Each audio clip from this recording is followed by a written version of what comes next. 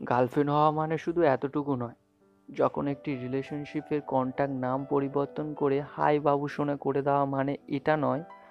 Girlfriend হওয়া মানে নিজের একটি দায়িত্ব।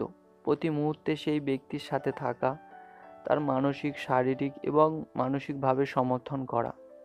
সুখ দুঃখের সময় যতই কঠিন হোক না কেন, তুমি সেই ব্যক্তির কাছ থেকে মুখ ফিরিয়ে নিতে না পারা।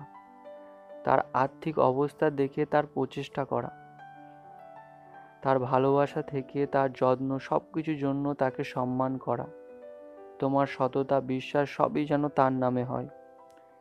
যদি সে পড়ে যায় তবে তাকে সাপোর্ট করা।